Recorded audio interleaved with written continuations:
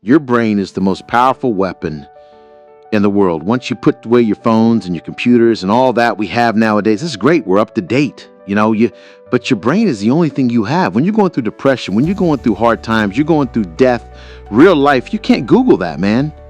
You're alone. You're alone. You may have a shrink you're going to. You may have a best friend you're going to, but it's 24 hours in the day where you're alone in this brain. And your brain is talking to you in all kinds of ways, and it wants to control you and pull you into these different pockets. If you can't control your own brain and your brain controls you, you got to tell your brain where you want to go and how you want to go and how you want to get there. You got to control it. If not, it's over. What existed for me was, okay, man, how am I going to make this work? And all I knew back then was hard work. The only way anything gets accomplished, that's all I heard back in those days. You got to work hard. You got to work hard. I'm not getting, I can't get this paragraph. I can't remember what this paragraph is. To pass this test to get the military, read again.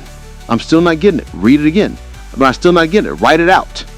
And now I started learning. Okay, well, I got to write out everything I do. And then write it out again and write it out again. And guess what happened? I got it. I can't swim. I'm negative buoyant. Go back again. I can't swim. Go back again. Go back again. Go back again. I got it. I realized if I keep going back and going back and going back until this just becomes, your mind will say, okay, we're going to figure it out, because he is not going to stop. It's like, I'm going to try one more time. No, it's just like alarm clock goes off. Boop, we're going back. I can't read right. We're going back. I gave myself no way out. There was nothing outside these walls of hell. Nothing. I loved God, but for a short period of time, I became the devil, because that was hell. I became the boss, the owner, the CEO of Navy SEAL training. That's how you get through things. You immerse yourself wherever it is, you become that. And give yourself no way out. When I was 279 pounds and I was fat as hell trying to be a Navy SEAL, the scariest thing in the world to me, even to this day, was that could have been the rest of my life. I thought then I was trying hard. That's the scariest thing in the world. I thought then, 279 pounds, working for Ecolab, spraying for cockroaches, making $1,000 a month, I thought that was me at my 100% potential. Come to find out a few years later, I wasn't even near that. 106 pounds less, graduating Navy SEAL training, we doing all these other things. Looking back on that was me trying hard. That's why people understand what is in us. We have no idea until we start trying hard. And I mean really trying hard, where you're obsessed with, hey, this is my new norm. My new norm is that, wow, this isn't always fun. It's not meant to be fun. And that's when you know you're trying hard. People hear my story and think this guy's sadistic. I realized how the brain works. I figured out how the brain works. I'm a scared kid, and that's what gives me so much power. I had no foundation, and I built this off of just researching the mind. The feeling you get is basically invincibility. You realize that you can't do it all the time, but when you need to do it, I know I can go to a place that I can live in. And when you know that, you can run on broken legs, and you can do certain things that a lot of people can't do, but they're not willing to do. This power, the sympathetic nervous system of fight or flight, and you're fighting it, it gives you this charge of energy over when you're sitting there at 3:30, 4 o'clock in the morning and you're duct taping your feet up because they're broken, and you're doing it by yourself, and you're going to arguably one of the hardest training in the world, and these guys, most of them are healthy, and you're going through it broken, and you're already at a disadvantage, but you're still there. You can feed into that and tap into that for a lot of power. But if you look at it while I'm broken, man, like I'm not going to make it. If you look at it as, man, I'm broken and I'm still here and I'm fighting and I'm going to find a way to get through this because I have no other place to go, it gives you a lot of power. When things start to suck really, really bad, my brain and a lot of people's brain, dude, they don't go to your dad beating you up. Your brain says, win it right here. This is miserable. So anger goes away a lot of times when you're suffering because your brain says, we got to run. We got to go. So that anger is not popping up saying, I'm going to show them, I'm going to show those people. No, there has to be a much deeper. If I say deeper, it has to be down to mineral soil. It has to be down to that nice mineral soil where nothing can burn. You can't burn dirt. So it has to be down that low. That literally is sub-menu. That's at the core of your soul. But you don't find it unless you spend a lot of time with what you want to be in life. I can't give that to you, right? You can't give it to somebody. When you find your true passion in life, and my passion for me, when I want to be, now I give my Navy SEALs, I want to serve my country. I want to be someone that I'm proud of. I want to look at myself in America, and I was so disappointed. That accountability, man, I talked about, I was so disappointed in what I saw every day. I want everybody to love David Goggins, and a lot of people did. I didn't love myself. But I knew a lot of us want to find peace first. Someone say, man, you always talk about this suffering and pain. I'm at peace right now because I'm going to do that. You don't find peace first. If you do, Merry Christmas, more power to you. More power to you. I found peace on the opposite end of finding myself. And no one really finds himself without going through trials, tribulations, suffering, and accountability. And accountability is suffering. Being accountable every day for doing right for yourself, for the people next to you, it's miserable. It's hard. I was screaming, but I was quiet. The truth of the matter is I got to a place, even though I was in prison, I wasn't going to wait till tomorrow or next semester or next year or whenever I got released to begin my change. Right now, in the middle of my external uncomfortability, I was going to make a stand. And I realized hard work works. Make good choices, good things happen. There's never a wrong time to do what's right. Hard work and good choices will always create opportunities for your dreams, your plans, the things you've thrown against the wall to begin to be activated. I was in prison. My external situation seemed pretty difficult. It was uncomfortable, but in the moment, I was an act of talking and communicating and making choices, and hard work and good choices will create opportunities in the middle of your chaos, in the middle of your storm.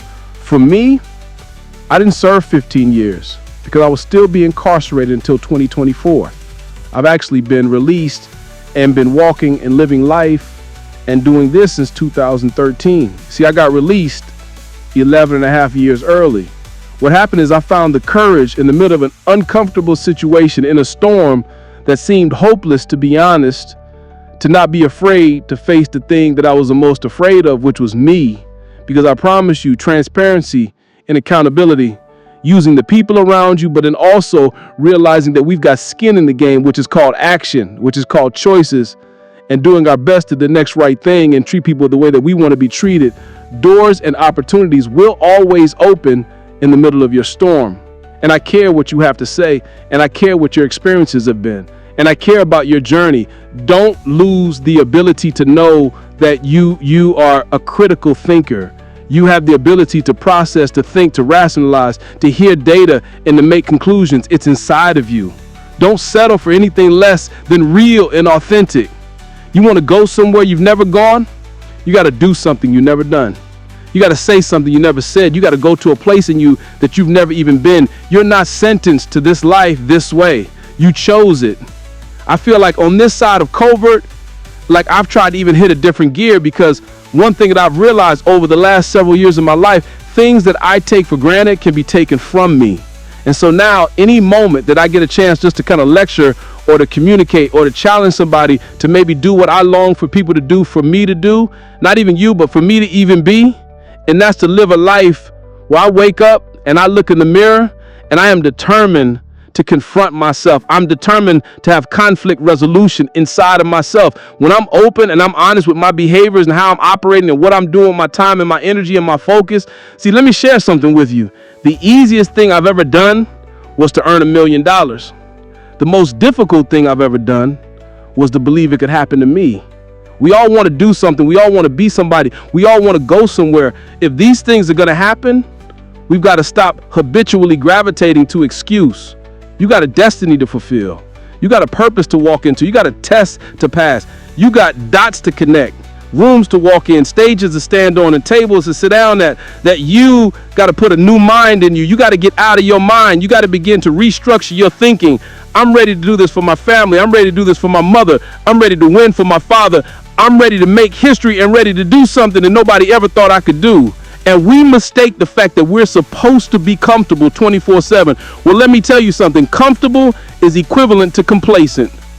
It's not always about the essence. I choose not to be a common man. It's my right to be uncommon if I can. I seek opportunity, not security. I want to take the calculated risk to dream and to build, to fail and to succeed. I refuse to live from hand to mouth. I prefer the challenges of life to the guaranteed existence, with thrill of fulfillment to the stale calm of utopia. I would never cower the phony master, nor bend to any threat. It's my heritage to stand direct traveling. I'm not afraid to face the world boldly and say this I have done. Who doubts you? I'm worried when you doubt you. Because when you doubt you, you can't get nothing done. When you doubt you, all of a sudden things just seem to be harder. But out of everybody who doubts you, you can't doubt you. You got to believe in you. You got to believe in your ability. You got to believe that you can win. We get one opportunity to come this way. We get one shot. We got one life to live. Life is too short to make excuses. So I just came to talk to the game changers and to the change agents who are willing to confront any part of you that's not speaking to your madly, wildly amazing future. When somebody is in love with who they've been called to become, what they've been called to fulfill, what they've been destined to do, there is no day off. I'm telling you, don't wait another moment, don't wait another day, don't wait another minute. It's lonely, it's challenging, it requires discipline, it requires perseverance. It's a mindset. It's not over until I win.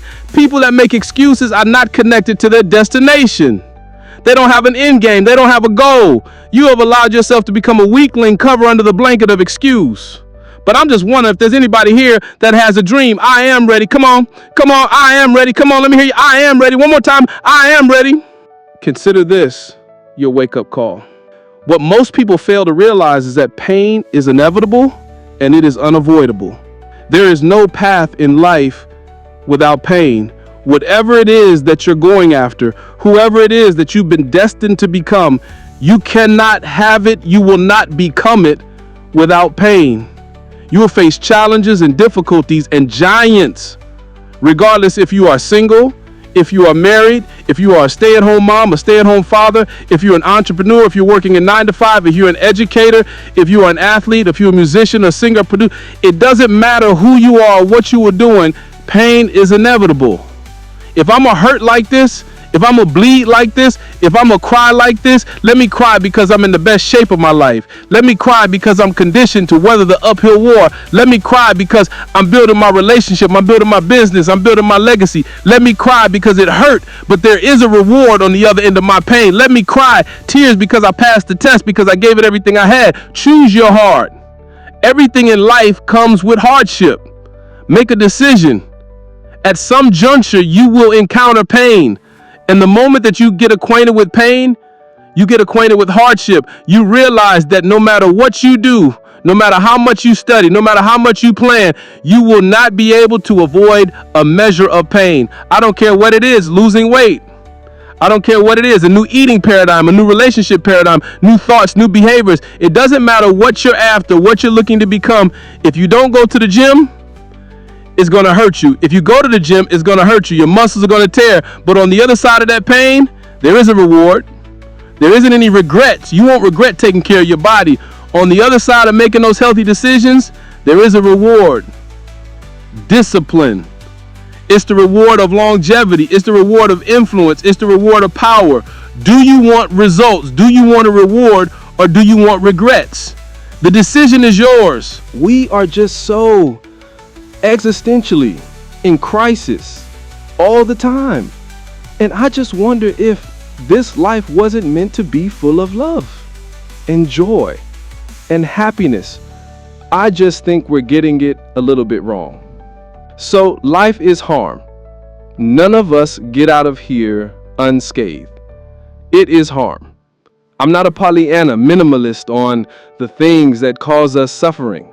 If you don't fix yourself with limited identities, if you do not compare yourself with anything, if you explore, and that seed, if you want this tree to grow to its less thing, that's why I said not the fruit, the root.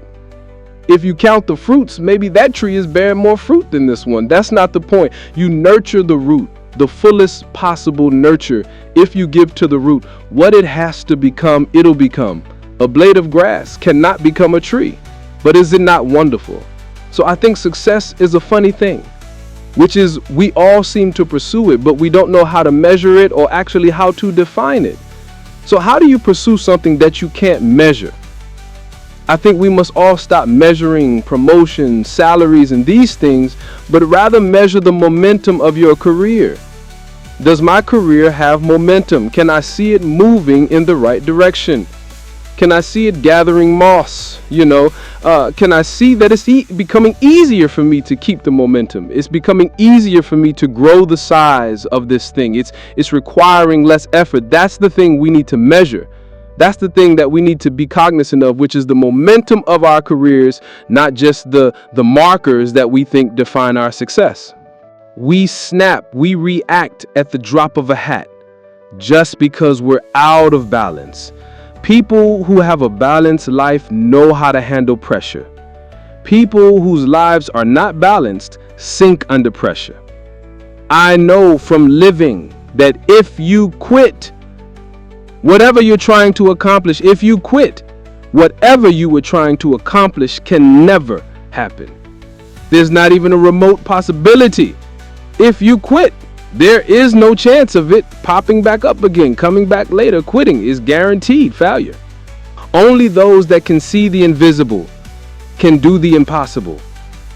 You have to be able to see what doesn't exist in order to be able to pull off or achieve what in most people's minds seems to be impossible.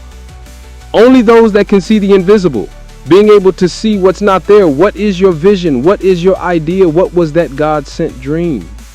And so whatever the volcano is, you have the capacity to take that volcano on, the capacity to jump in it and find your true identity. Here's another thing that keep a lot of people from taking on the volcanoes and jumping into the challenges that they're confronted with. The fear of making mistakes or not feeling good enough. Guess what? You're going to make some mistakes. You're going to make a lot of mistakes. Guy said this, and it's true, is that the person who's never made a mistake hasn't done anything. Success and failure are generally slow processes, either slowly building things up or gradually tearing them down. And that's why I say you've got to pay attention. You have to watch. You have to watch every single second, because those seconds, they turn into minutes, and minutes turn into hours, and hours turn into days, and days turn into years. Maybe we are going through something. It doesn't change who I am. What I'm going through does not change who I am. And you're going to make some mistakes. If you want to do something out here, you're going to fall flat on your face. You're going to be criticized when you come out into the arena called life. You're going to feel awkward and stupid and dumb sometimes. It goes with the territory. Have to be relentless. You have to never let off the gas. Never stop. Never quit. Never allow anyone to talk you out of the dream, the vision, and ideas that God has sent you. That second that just went by, that counted. And so did that second. And so did that one. And in those precious seconds, you were either building or you were decaying. You were either gaining ground or you were losing ground in that second. Like, I believe in life, you got two separate people. You got champions, right? And they go through things in life that are self-inflicted. They bring it upon themselves. They get through it. They say, man, I got through it. And then you got warriors, right? They walk outside. The wind hits them, knocks them down. They pick up their stuff. They adjust and they get moving, and they deal with the adversity that they didn't expect. They set their perspective right, and they figure out a way to embrace it and add value to every environment that they go into and every person's life that they come in contact with. Now, when you're trying, you're going to fail. But quitting, just stopping, that was the number one thing I understood.